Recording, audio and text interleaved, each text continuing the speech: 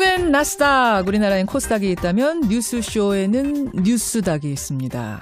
뉴스쇼 증권시장 뉴스닥. 요즘은 뉴스닥은 저희가 스페셜로 다양한 분들을 여러분께 소개해드리고 있는데 오늘은 많은 분들이 요청했던 조합입니다. 이른바 석브라더스. 제가 그냥 마음껏 붙였어요. 첫 번째 석은 뉴스닥의 터줏대감이죠. 예. 사실은 이번에 당선이 돼서 출연 안 하기를 본인은 학수고대했지만 또 출연을 하게 된 이준석 바른미래당 노원병 당협위원장, 어서 오십시오. 네, 안녕하세요. 예. 근데 이제는 당협위원장 타이틀을 떼셔야 된다고요. 그러니까 이제 저희 선거 끝나고 나서 전부 다 그 총사퇴하기로 해가지고 총사퇴했고.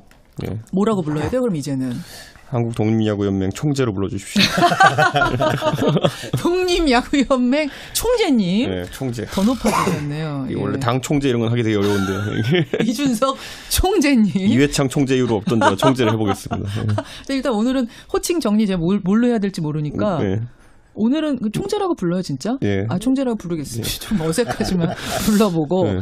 또 한 명의 석은 뉴스쇼에 처음 출연을 하시는데 제가 한번 꼭 모시고 싶었어요. 아주 시원하고 화끈한 논평으로 유명한 분이죠.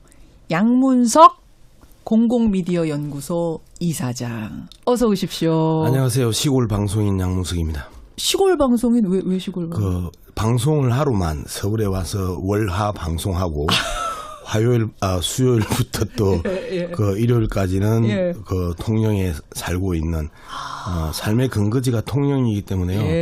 그 방송하러 4시간 30분의 버스를 타고 왔다가 세상에. 그리고 심야 버스를 타고 내려가는 시골 의사 박모모 있었잖아요. 저 이제 시골 박모모처럼 시골 방송인 양문석으로 불러주세요. 시골 방송인 양문석 이사장님. 아니 뭐 오늘 총재님 이사장님. 네. 너무 무겁지 않아요? 좀 그러네요. 뭐 우리 이준석 총재는 총재가 좀 어울리긴 하나 저한테 이사장 이렇게 하면 가벼운 양문석의 무거운 직책 이런 거 상당히 불편합니다. 제가 원래 양문석 박사님 이렇게 부르거든요. 박사님 괜찮으세요 그러면? 제가 그러면 박사인데 박사라고 부르는 게 당연하죠. 자, 오늘 박사로 호칭은 정했습니다. 뉴스쇼 애청자들은 이제 처음 만나보실 거예요. 양문석 박사님. 평소에 방송은 들으시죠? 뉴스쇼? 네. 직접 와보니까 어떠세요? 이 스튜디오? 한 10여 년 만에 그 출연을 했는데요. 상당히 변함이 없다. 정말 변함이 없다. 도대체 CBS 경영진들은 스튜디오에 대해서 어떤 투자를 하고 있는가. 아니 왜 이러세요? 김현정의 뉴스쇼가 사실상 CBS를 먹여 살리는데 정말 변함없이 10여 년 전에 그 장비와 그 시계와 그리고 밖에 PD의 얼굴, 엔지니어의 얼굴만 좀 바뀐 것. 이거 외에 바뀌지 않았다. 그리고 우리 김현정 PD의 얼굴이 주름이 좀 늘었다. 이 정도가 10여 년 전과의 달라진 것 없네요. 참 안 바뀌네요. 박사님. 네. 오랜만에 출연하셨는데 이러시면 곤란합니다. 제 입장에서 항상 마지막이라고 생각하고 방송을 합니다. 영업 정지 처분, 출연 정지 처분을 워낙 많이 먹었기 때문에. 알겠습니다. 여기까지. 괜한 걸 시켰어요. 양문석 박사 나오시자마자 셉니다. 자, 이 두 분 석브라더스와 함께 오늘 함께하는 뉴스닥. 바로 들어가야겠네요. 오늘 뉴스닥 상한가부터 좀 짚어보겠습니다. 네. 먼저 양문석 박사님 상한가. 네네. 저는 월드컵 선수들이라고 이제 정리를 했는데요. 월드컵. 우리가 이제 여기서 왜 월드컵 선수들이냐면 독일전 추가 시간에 우리가 이제 두 골을 넣으면서 그동안 1차전, 2차전에 그 엄청난 비난을 한 번에 이제 털어냈단 말이에요. 맞습니다. 제가 준비를 좀 해왔습니다. 뉴욕 양키스의 전설적인 포수 요기베라. 40년대, 50년대 이제 뛰었던 선수고 70년대 뉴욕 매치 감독을 했었습니다. 명언을 2개를 합니다. 야구는 9회 말 투아웃부터. 라고 하는 것들을 딱 축구로 바꾸면 축구 후반전 추가 시간부터 이렇게 좀 정리를 해봤고요. 그다음에 이제 요기베라가 또 유명한 이야기를 했죠. 끝날 때까지 끝난 게 아니다라고 이야기를 했었잖아요. 사실상 끝날 때까지 끝난 게 아닌 것을 우리가 독일전에서 보여줬다. 제가 이제 토영에 살고 촌에 사니까 저같이 유명한 사람을 보기 힘들잖아요. 촌 사람들은. 그래서 저를 보면 많은 이야기를 겁니다. 통영 분들 항의 옵니다. 우리가 왜 촌이야. 여기 통영까지 이게 전파가 안 갈 거예요. 봅니다. 많이 들으세요. 그래서 예, 이 주위에 있는 이제 선후배들이 저한테 독일전을 보고 나서 문수가 참 세상은 축구하고 똑같네. 끝날 때까지 끝난 게 아니더라. 이런 말씀들을 많이 하시면서 자신들의 삶을 독일전의 한국 대표팀을 보고 많이 또 그 자극을 하고 의미 부여를 하더라고요. 정말 끝날 때까지 끝난 게 아니구나. 설마 우리가 독일을 비기는 것도 아니고 그 이야기는 많이 1대0도 아니고 2대0. 김 PD, 그 이야기는 많이 했잖아. 좀 새로운 이야기. 새로운 얘기 해보세요. 우리가 독일전의 결과를 우리 삶 속에 어떻게 적용시킬 것이고 그 독일전의 한국 대표팀의 그 모습들을 우리의 현재에 있어서 어떤 의미를 부여할 것인가 이런 이야기를 해야지 계속해서 뭐 스포츠 프로그램도 아니고 그 이야기 계속 하는 건 아니 하세요 그러니까 다 했어요 이제. 자 그런 의미에서 상한가 충분히 줄만합니다. 저도 동의합니다. 한 가지만 더 준비한 게 있으니까. 준비 많이 해요. 우리 그 김성근 감독 있잖아요. 프로야구 감독. 김성근 감독이 또 이런 그 야구 명언을 남깁니다.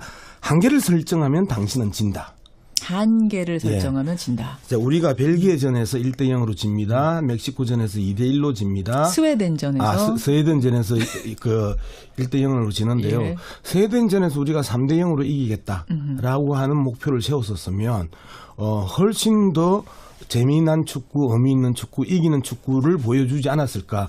너무 한계를 설정하고 1대0이라도 반드시 이기거나 비겨야 된다. 이런 이 목표 설정이 오히려 독이 되지 않았나. 그런 그래서 분석까지. 김성근 감독이 이야기했던 모든 스포츠든 모든 삶의 그 경쟁이든 한계를 설정하면 진다라는 측면의 명언은 또 한 번 우리가 독일전과 스웨덴전을 비교하고 멕시코전과 비교했었을 때 또 한 번 깊게 좋은 말씀이네요. 이사장님 다우십니다. 박사라. 박사가 이야기하면 학설이거든요. 박사가 이야기하면 학설이고 이거는 진중하고 깊게 말은 가볍지만 듣는 분들은 무겁게 받아들으셨으면 좋겠습니다.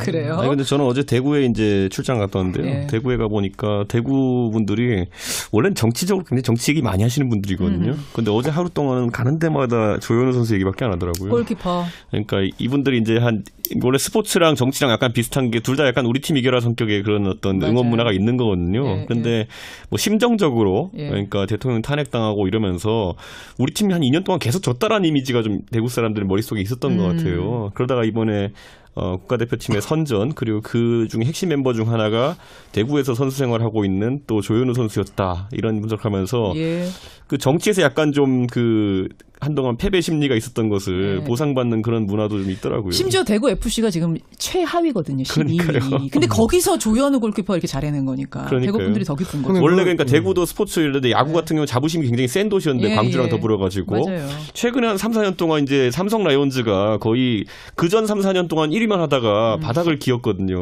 그러다 보니까 또 거기에 대한 또 보상심 아까 말했던 걸 대구 FC도 잘 못하고 있었는데 또 대구에 어쨌든 자랑이라고 이제 조현우 선수를 지켜올리기까지 하니까 확실히 약간의 힘이 되는 것은 맞는 것 같습니다. 또 하나는요. 문선민 선수. 아니 근데 그 인천 이야기 전에 유나이티드. 좀 그 자꾸 PD 진행자가 이 개입을 자꾸 하면 방송 재미가 없어요. 저기 양문석 지금 우리 박사님. 이준석 총재가 대구 FC 이야기를 했었잖아요. 이게 이제 스포츠의 정치학으로 또 한 풀어볼 필요가 있어요. 오늘 저기 뒤에가 우리 준비가 많이 돼 있어가지고 축구 얘기만 하다 끝나면 안 돼요. 아니, 뭐 80년 강주 항쟁 이후에 혜태 타이거즈가 그 호남 사람들의 가슴을 계속해서 달래주고 풀어줬잖아요. 그다음에 IMF 시절에 박세리, 박찬호가 또 우리 국민들의 가슴을 풀어줬잖아요. 여러 가지의 경제 상황이나 정치 상황이 어려우면 이러한 스포츠가 또 많은 위로를 준다. 이런 이야기를 하려고 그래요. 그런데 자꾸 목을 치라고. 자, 월드컵 대표팀을 상한가로 뽑아주신 양문석 박사에 이어서 이준석 총재가 꼽은 상한가는 뭡니까? 야, 이거 솔직히 고민했거든요. 이분을 골라야 되나라는 고민했던 누구길래요? 게 이재명 이제 경기도지사 취임했죠. 이재명 지사.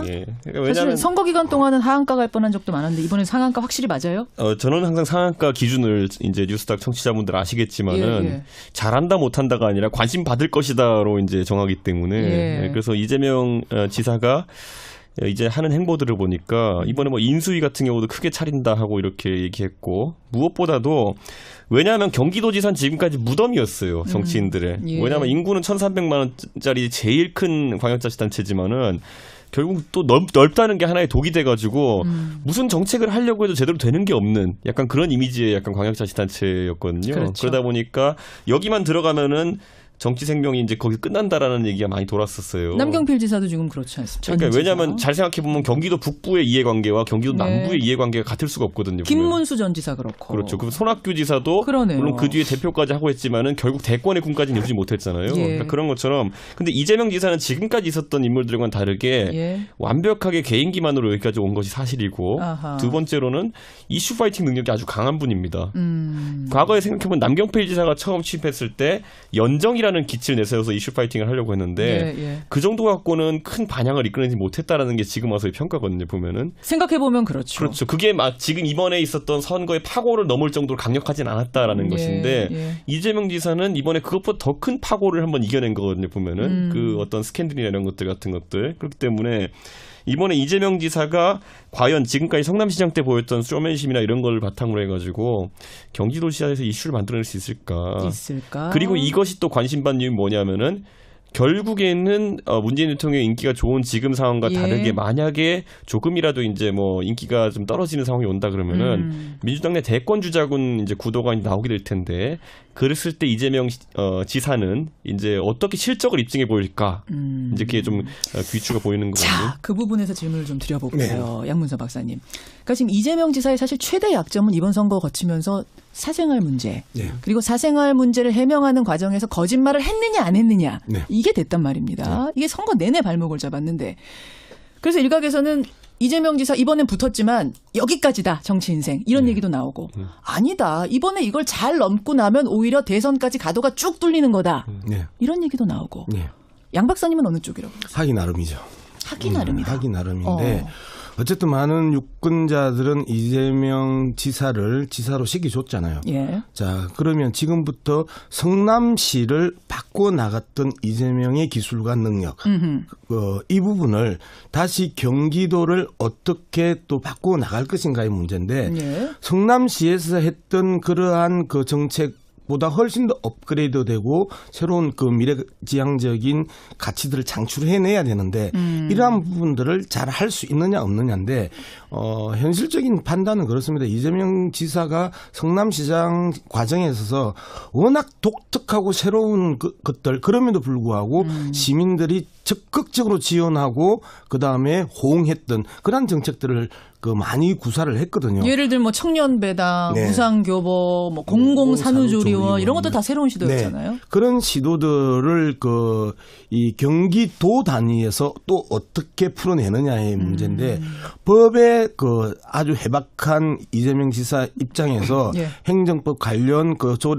조례 관련들을 어떻게 요리해내느냐에 따라서 대권 주자로서의 그 자리를 공고히 할 수도 있고 성남시의 재탕을 했었을 때는 여기까지라고 할 수도 있고 정말 능력을 보여주면 그럼 사생활 문제 이런 거는 잊어버릴 수도 있다. 우리가 잘 보면요. 이제 정치인들 두 가지로 분류하자면은 보통 큰 틀에서는 능력을 입증한 사람들, 실적으로 뻗어나간 사람들이 있고 한 가지는 또 이제 품성이나 인성 이런 걸로 평가받는 사람들이 있거든요.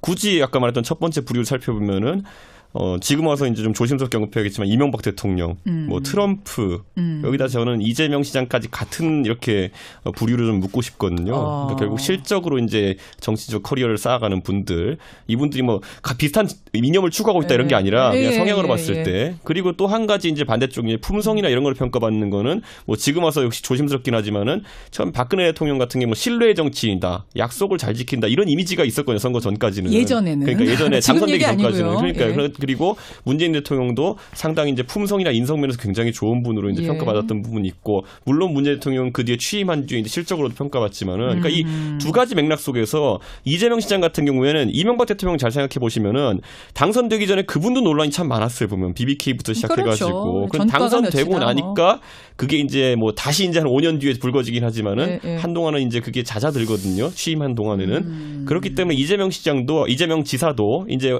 활동할 수 있는 기간 기간 자체를 벌었다. 한 4년 정도는 자기 일을 해볼 수 있는 기간을 벌었기 때문에 그 기간 떨어졌으면 사실 이걸로 끝인 건데 여기서 더 나은 실적을 보여주면은 한 단계 올라갈 수 있는 것이고 아니면 우리가 또 이명박 대통령의 추락이나 이런 걸 보면 알 수 있듯이 다시 한번 그 실적을 보여주지 못하면은 결국엔 도덕성 문제가 다시 한번 표면화되게 되면은 추락할 수 있다는 생각이 일단 오늘 듭니다. 두 분은 한 번의 기회를 얻은 거다. 네. 이대로 끝은 아니다라는 것에 대해서는 네. 동의하시는 거예요. 네. 두 분 다. 그렇죠. 청취자 여러분들은 어떻게 생각하십니까? 예, 여러분의 의견을 좀 보내주시고 뉴스닥 오늘 석브라더스와 함께하고 있습니다. 석브라더스라고 하니까 김정호 님이 이준석 유재석인 줄 알았다. 양분석이 나와서 좀 실망하신 건 아니죠. 그리고 실망하셨네. 죄송합니다. 더 열심히 하겠습니다. 근데 저는 오늘 솔직히 이재명 지사 고르면서 이준석이 이재명을 약간 이렇게 띄워주는 발언을 하면은 문재인 대통령 지지자들이 어떻게 반응할까라는 생각은 좀 하긴 했어요. 보면은. 어떻게 반응할 것 같아요? 최근에 어쨌든 대권 주자로 이제 이재명 시장이 언급되면서 이제 과거에 이제 경선 과정에서 이제 이재명 지사가 문 대통령 지지자들과 좀 앙금이 있지 않습니까? 그런데 제가 봤을 때는 부인할 수 없는 건 어쨌든 실력으로 거기까지 뚫고 온 것 자체는 민주당 내에서 어느 정도 지분을 확보할 것이다. 그리고 아까 말했듯이 캐릭터가 워낙 다르잖아요. 보면은 그러니까 박근혜 대 이명박 구도가 생겼던 것만큼은 아니겠지만은 적어도 이재명 시장이 대표하고 있는 민주당 내 어떤 그룹이 생길 거다는 생각하게 됩니다. 알겠습니다. 자꾸 시장이란 말이 입에 붙네. 지사. 사실은 좀 다양한 의견이 있을 수 있어요. 이재명 당연하죠. 지사에 대한 평가가 워낙 극명하게 갈리기 오늘 때문에. 100만 원치 예상합니다. 좀 보내주시고요. 부지런히 가겠습니다. 하한가. 양문석 박사님 먼저. 예, 김성태 자유한국당 원내대표 겸 또는 당 대표 권한대행에 대해서 제가 하한가로 설정을 했는데요. 당 상황 보면 하한가 줄만한데. 뭐 당 상황만 가지고 하한가는 김성태 원내대표의 책임이 아니잖아요. 기본적으로 아니, 뭐 책임도 있겠지만. 전체 자유한국당 원내를 구성하고 있는 국회의원들과 전체 당직자들의 책임일 수밖에 없는 거고. 전체. 예. 근데 저는 왜 하한가를 지금 던졌냐면 개헌 논의를 또 이 불시에 던졌단 말이에요. 어제 어떤 방송에서 토론을 하면서 신의 한 수였다라고 이제 보수 성향의 평론가가 이야기를 하더라고요. 그래서 저는 헌신 한 켤레였다라고 이제 이야기를 헌신. 이미 헐어버린 신. 예. 그렇게 발음이 제가 안 좋나요? 다시. 제가 가장 싫어하는 게 방송 인터뷰인데 저만 자막 다는 거 가장 싫어해요, 제가. 아니요, 사투리 구수하고 좋습니다. 헌신 한 켤레였다라고 이야기를 했는데 왜 그러냐면, 그동안에 김성태 원내대표가 개헌과 관련해가지고, 간제 개헌이니, 그 다음에 갑자기 국회에서 해야 될 국회의 몫이라고 이야기해놓고 또 대통령하고 원내대표와 회동하자 하면서 말을 바꿨던 거 다 빼고, 지금 시점에서 왜 또 개헌 논의냐, 딱 떠오르는 게 뭡니까? 재작년 10월에 박근혜 전 대통령이 태블릿 PC가 나오기 전 오후에 나왔죠. 오전에 던졌던 국회 연설 개헌 논의를 본격화하자라고 하면서 뭔가 전국을 돌파하거나 전국의 이슈를 변환하는 과정에 있어서 개헌이 정가의 보도처럼 사용됐던 그것들이 또다시 떠오르는 거죠. 그런 느낌이 그래서 이게 신의 한 수가 아니고 헌신의 한 켤레일 뿐이다라고 이야기를 했는데 그러면 왜 이걸 던졌을까? 곰곰이 생각을 해봤더니 몇 분이 잘 정리를 해놨더라고요. 국회 부의장을 지냈던 이석현 더불어민주당 의원이 한 4가지로 정리를 했는데 하나는 개헌의 선거법 개정을 연계해서 이제까지의 소선구제로는 이제 더 이상 필패와 참패와 완패를 예상하고 있기 때문에 총선에서 중대선구제로 전환하고 싶다. 그다음에 이제 법사위원장을 반드시 사수해야 되니까 이 부분에 대한 논의에 초점을 흐리는 거다. 그다음에 당파 싸움의 눈가림이고 개업 입법 지연의 이 노림수다 이렇게 이야기를 해요. 이런 측면에서 봤었을 때 저도 유사한 입장을 가지고 있는데 정말 꼼수의 대가 아니냐 이 정도 되면 좀 정치를 정면 돌파하고 정도로 가야 될 필요성이 있고 이게 지난 6.13 지방선거가 국민들이 정치권에 준 메시지인데 또다시 헌신발을 꺼내 드는 저 모습을 보면서 참 답답하다는 생각을 했습니다. 결국 그걸로 돌파 어려울 거다라는 그 그렇죠. 말씀이신 건데 알겠습니다. 지금 하한가 시간이 별로 없어서 일단 이준석 총재의 하한가 듣고 얘기해 보죠. 그러니까 저는 이번에 청와대 경제팀을 하한가로 이제 했는데 뭐 청와대와 정부 경제팀이겠죠. 그런데 결국에는 어제 이제 주식시장이 폭락했거든요. 네, 물론 대외적인 변수가 있었지만은 미중 무역 갈등 심화 이런 그렇죠. 것들에 대해서. 그런데 그거를 앞으로 버텨낼 수 있을까가 이제 한 가지 우려거든요. 왜냐하면 우리나라는 지금까지 수출 주도형 정제를 이제 갖고 왔고 그러다 보면 환율 정책이나 이런 것들 적극적으로 활용했던 나라인데 문재인 정부에서는 그게 잘 보이지가 않아요. 물론 대통령께서 추구하는 방향이 다르기 때문이기도 하지만은 반대로 지금까지 정부들이 그렸던 건 그게 그나마 제일 나은 처방이라서 그랬던 건데 이번엔 뭐 소득주도 성장이라든지 내수 키우기 위한 여러 가지 일들을 하고 있는데 그렇죠. 이 와중에 이제 다시 한번 방향전환을 하자는 김동연 부총리의 발언이나 이런 것도 있었는데 결국에는 원한대로 좀 가고 있거든요. 예를 들어 지금 곧 있으면 이제 최저임금 또 한번 정해야 되는데 제 주변에 자영업 하시는 분들도 그렇게 얘기하지만 학습 효과가 있어요. 작년에 올렸더니만은 실제 맞닥뜨리니까 올 초에 어떻게 되더라는 학습 효과가 있기 때문에 만약에 인상률 같은 것들도 그대로 유지한다고 한다면은 이번엔 더 빠르게 고용 절벽이 나타날 수 있다. 이런 현실의 의미도 있고 전체적으로 경제 변수들에 대해 가지고 최근에 너무 경직되게 대응된 건 아니냐라는 지적을 좀 할 수 있을 것 같습니다. 그래요. 역시 오늘도 이야기 뜨겁게 하다 보니까 하한가는 의견을 듣는 것으로 더 토론은 좀 어렵겠고. 양 박사님. 통영에서도 듣고 있습니다. 이 문자 꽤 많이. 아유, 고맙습니다. 예, 통영에서도 귀 기울이고 있다. 이런 문자 힘 입으셔서 더 열심히 활동해 주시고요. 오늘 귀한 걸음 해주셔서 정말 고맙습니다. 저랑은 정말 오래 알고 지내는 사이인데 정말 반갑습니다. 고맙습니다. 네. 양문석 박사, 이준석 총재였습니다. 한번 우리가 독일전과 스웨덴전을 비교하고 멕시코전과 비교했었을 때 또 한번 깊게 한번 좋은 말씀이네요. 이사장님 다우십니다. 박사가 이야기하면 학설이거든요. 박사가 이야기하면 학설이고 이거는 진중하고 깊게 말은 가볍지만 듣는 분들은 무겁게 받아들이셨으면 좋겠습니다. 그래요. 아니 근데 저는 어제 대구에 이제 출장 갔다 왔는데요. 대구에 가 보니까 대구 분들이 원래는 정치적으로 굉장히 정치 얘기 많이 하시는 분들이거든요. 근데 어제 하루 동안은 가는 데마다 조현우 선수 얘기밖에 안 하더라고요. 골키퍼. 그러니까 이분들이 이제 원래 스포츠랑 정치랑 약간 비슷한 게 둘 다 약간 우리 팀 이겨라 성격의 그런 어떤 응원 문화가 있는 거거든요. 그런데 뭐 심정적으로 그러니까 대통령 탄핵당하고 이러면서 우리 팀이 한 2년 동안 계속 졌다라는 이미지가 좀 대구 사람들 머릿속에 있었던 것 같아요. 그러다가 이번에 국가대표팀의 선전 그리고 그 중에 핵심 멤버 중 하나가 대구에서 선수 생활하고 있는 또 조현우 선수였다 이런 분석하면서 그 정치에서 약간 좀 그 한동안 패배 심리가 있었던 것을 보상받는 그런 문화도 좀 있더라고요. 심지어 대구 FC가 지금 최하위거든요. 12위. 근데 거기서 조현우 골키퍼 이렇게 잘해낸 거니까 대구 분들이 더 기쁜 거죠. 원래 그러니까 대구도 스포츠인데 야구 같은 경우 자부심이 굉장히 센 도시였는데 광주랑 더불어가지고 최근에 한 3, 4년 동안 이제 삼성 라이온즈가 거의 그전 3, 4년 동안 1위만 하다가 바닥을 기었거든요. 그러다 보니까 또 거기에 대한 또 보상 심리 아까 말했던 건 대구 FC도 잘 못하고 있었는데 또 대구에 어쨌든 자랑이라고 이제 조현우 선수를 지켜올리기까지 하니까 확실히 약간의 힘이 되는 것은 맞는 것 같습니다. 또 하나는요. 문선민 선수. 아니 근데 그 인천 이야기 전에 유나이티드. 좀 그 자꾸 PD 진행자가 이 개입을 자꾸 하면 방송 재미가 없어요. 저기 올해 와서 월화 방송하고 수요일부터 또 그 일요일까지는 그 통영에 살고 있는 삶의 근거지가 통영이기 때문에요. 그 방송하러 4시간 30분의 버스를 타고 왔다가 세상에. 그리고 심야버스를 타고 내려가는 시골 의사 박모모 있었잖아요. 저 이제 시골 박모모처럼 시골 방송인 양문석으로 불러주세요. 시골 방송인 양문석 이사장님. 아니 뭐 오늘 총재님 이사장님 너무 무겁지 않아요? 좀 그러네요. 뭐 우리 이준석 총재는 총재가 좀 어울리긴 하나 저한테 이사장 이렇게 하면 가벼운 양문석의 무거운 직책 이런 거 상당히 불편합니다. 제가 원래 양문석 박사님 이렇게 부르거든요. 박사님 괜찮으세요 그러면? 제가 그러면 박사인데 박사라고 부르는 게 당연하죠. 자 오늘 박사로 그럼 호칭은 정했습니다. 뉴스쇼 애청자들은 이제 처음 만나보실 거예요. 양문석 박사님.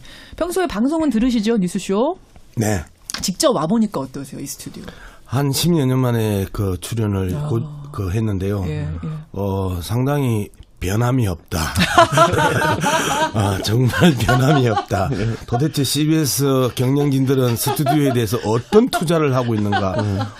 아니 왜 이러세요? 김현정의 뉴스쇼가 사실상 CBS를 먹여 살리는데 정말 변함없이 10여 년 전에 그 장비와 그 시계와 그리고 밖에 PD의 얼굴, 엔지니어의 얼굴만 좀 바뀐 것. 이것 외에 바뀌지 않았다. 그리고 우리 김현정 PD의 얼굴이 주름이 좀 늘었다. 이 정도가 10여 년 전과의 달라진 것 없네요. 참.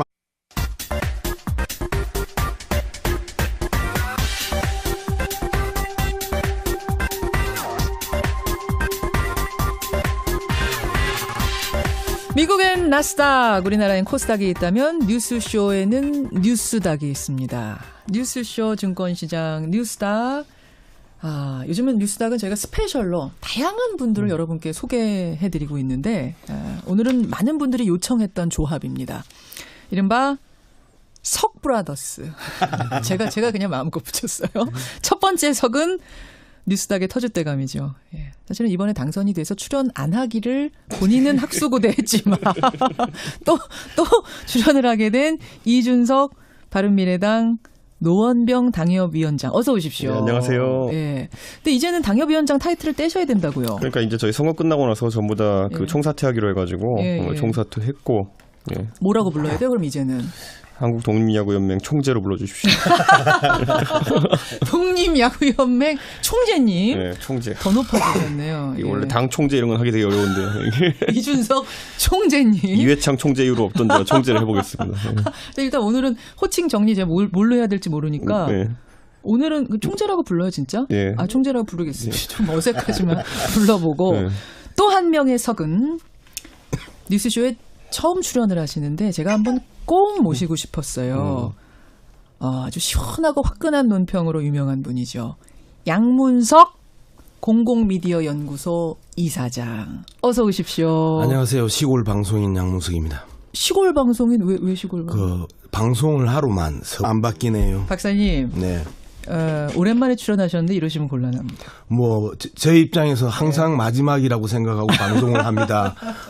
영업 정지 처분, 출연 정지 처분을 워낙 많이 먹었기 때문에. 알겠습니다. 여기까지.